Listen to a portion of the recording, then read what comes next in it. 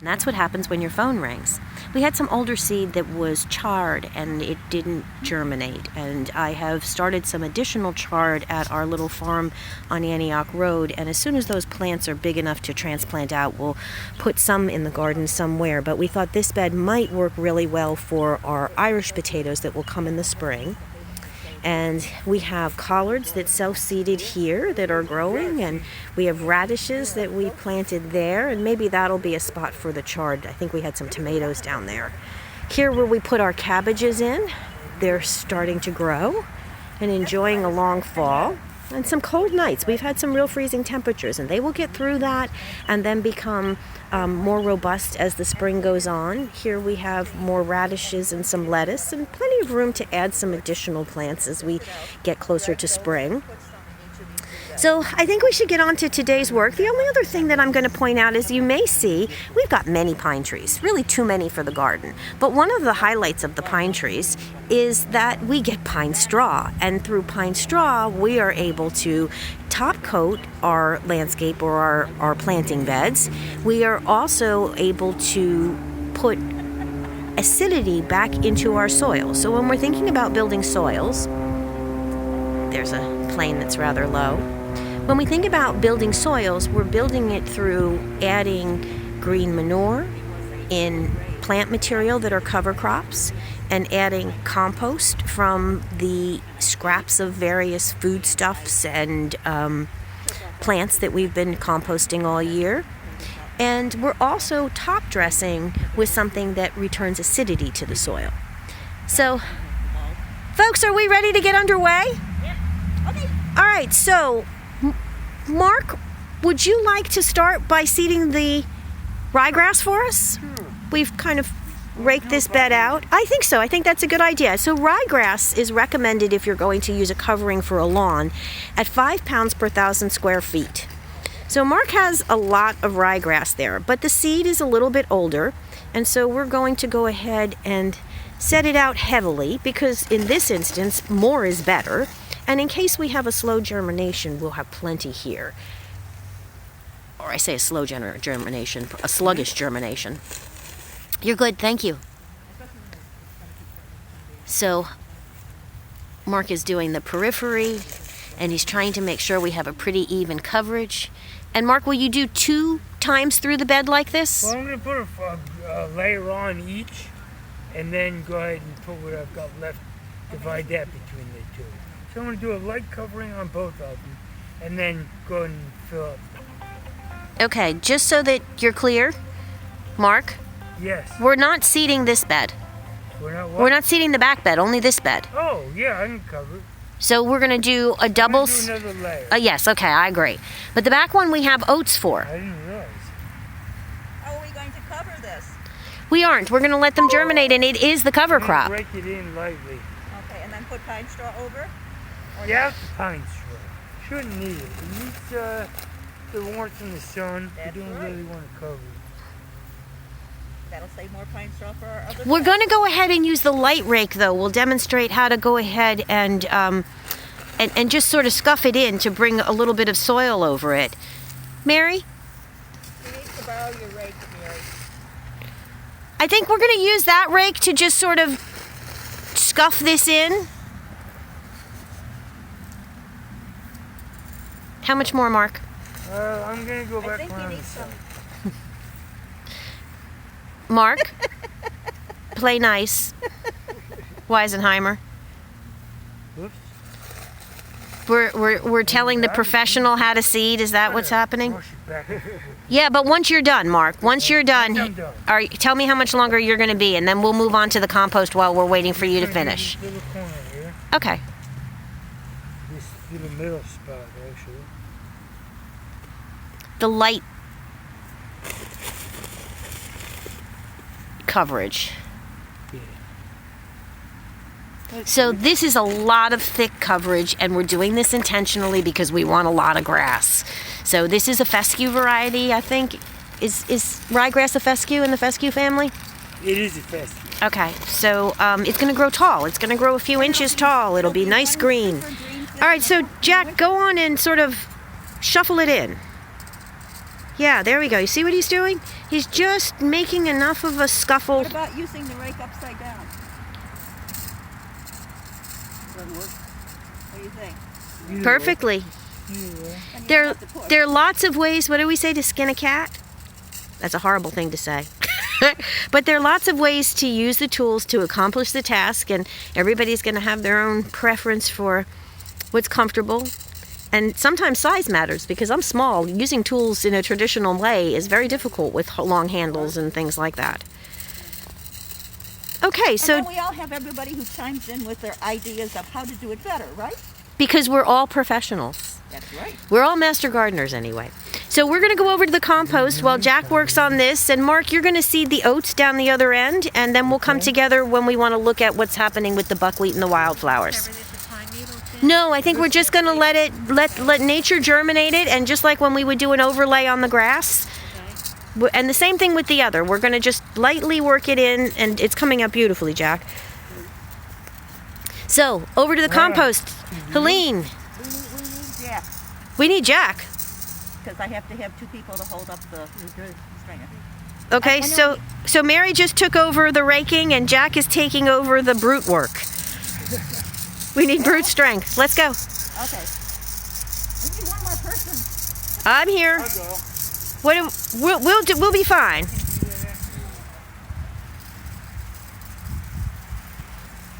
Don't anybody kill themselves on the pine straw piles. Hopefully this is going to come out the way I want it They have a plan. to. We have a plan. Mark, let Helene discuss her plan. Let's hear it. We have been putting our food scraps, some leaves, some grass, and other brown objects in here for a whole year. And we've been turning it, adding water as needed, and wait till you see what we have. Dirt. Dirt. Take that. Good dirt. So we take a lot of nutrients out of the soil when we grow things. And it's very important to take the time to put it back so that the next things that we grow Can we put these under for them? are going to be healthy. You know, if we could go against- Oh, I see. This is big.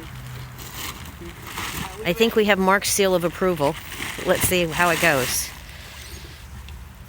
You're gonna have to scoop it in. Yeah, we need to put this under. There it comes.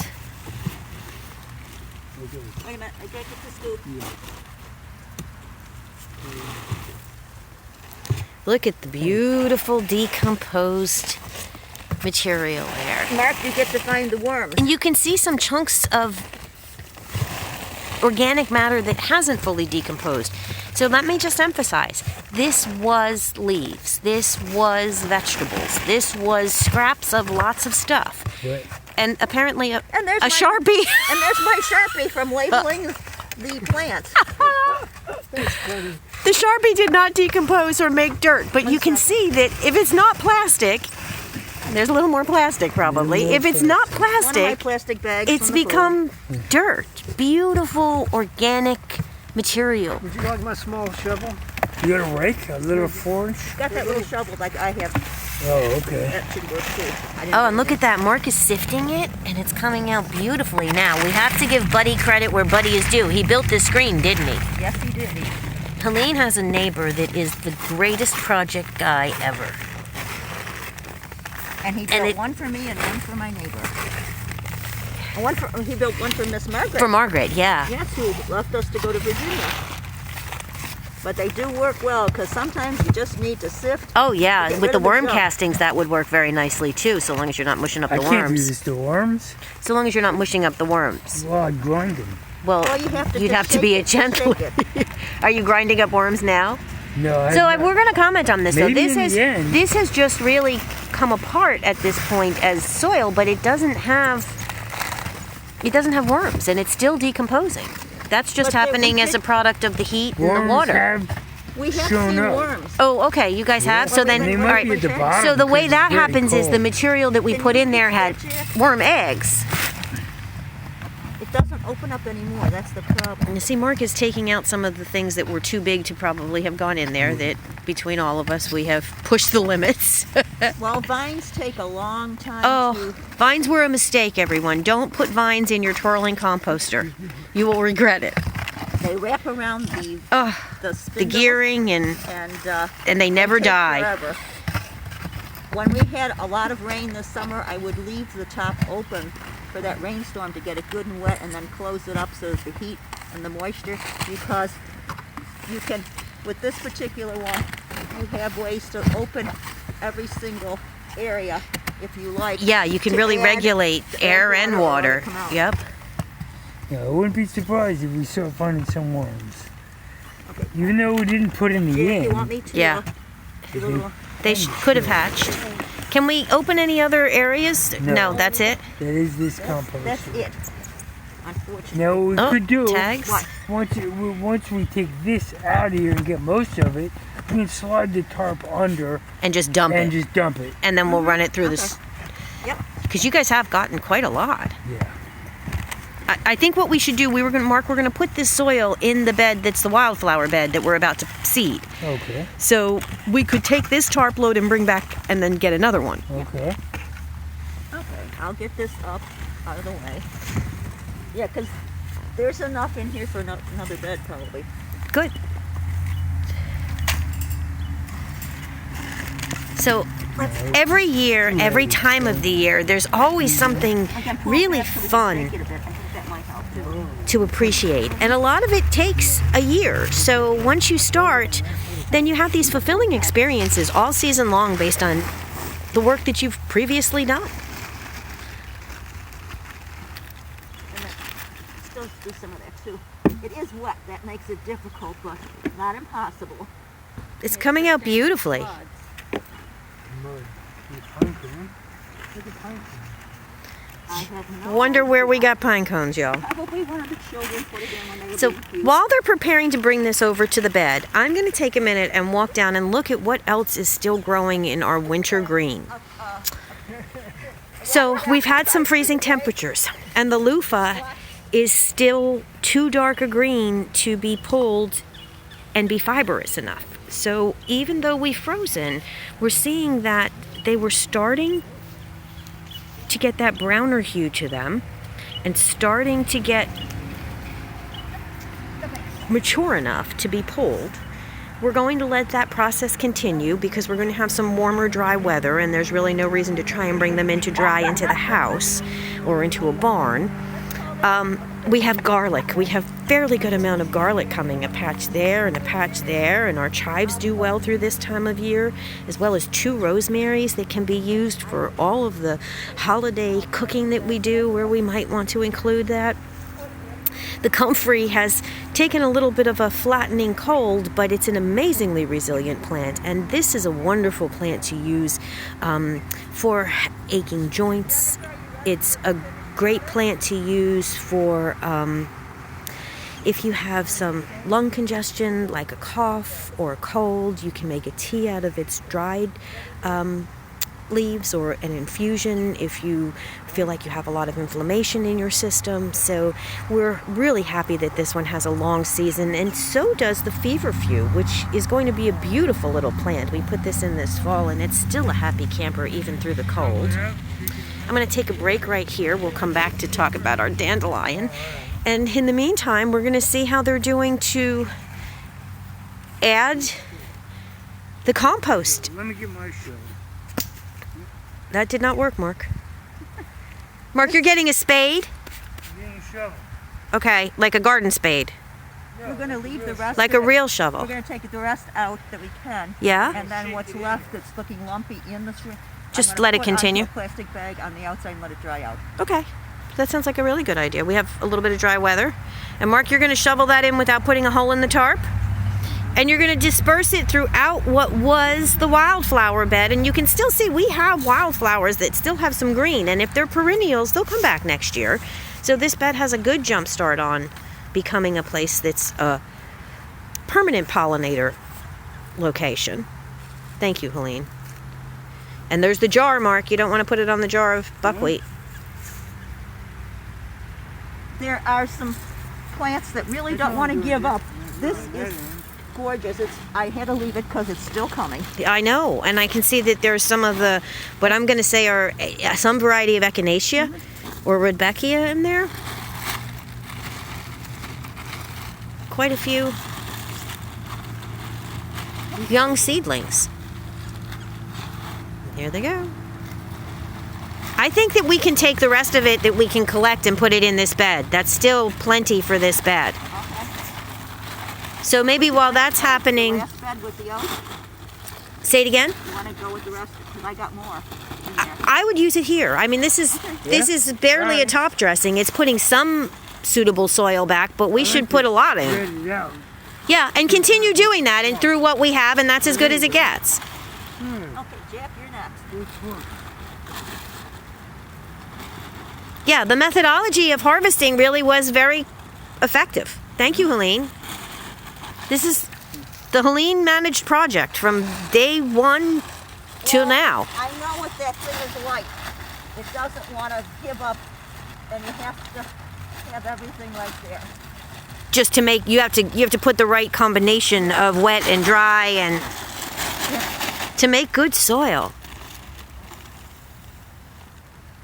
Look at how black that is. Yeah. Oh yeah. Really nice skirt. So I think what I might do is some of the seeding, and you all put the next layer on, and we'll leave it at that.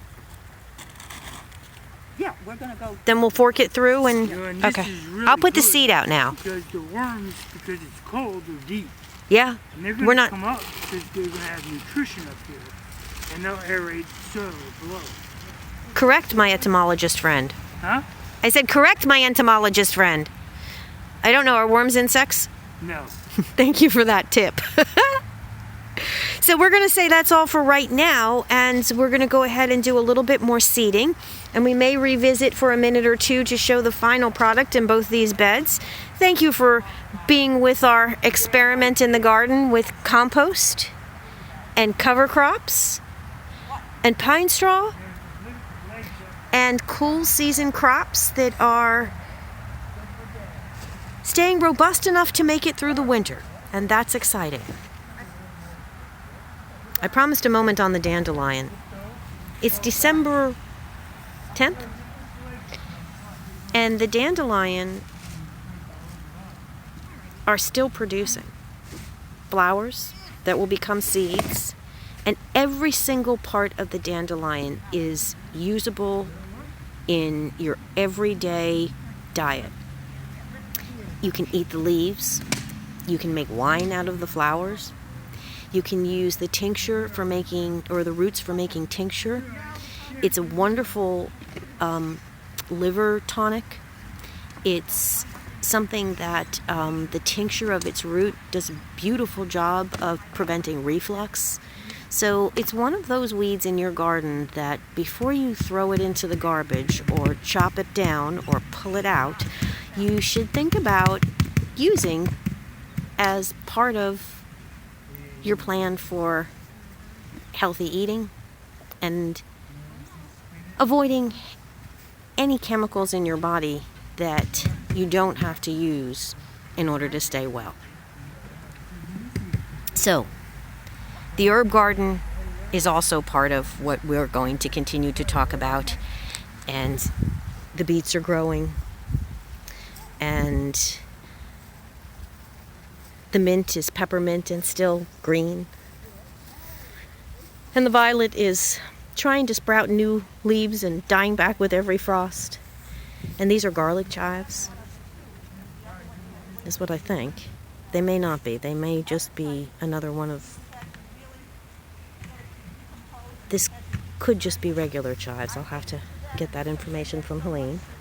And here's another large section of Jeffersonian garlic, which is also a wonderful remedy. It's antibacterial. It's something that if you make honey out of, is wonderful if you're starting to get any kind of a sore throat or a cough. You can put it in tea or take a spoonful of it to soothe your throat. So there are things that we can grow in our yards that help us to maintain before we need to engage in pharmaceuticals or things that will help us stay healthy so that we can build our immune systems and not be as susceptible to all of the bugs that people get during the course of a year. And all the wear and tear we put on our bodies. So as they wear and tear with the next layer, we'll be back to take a final look at today's work.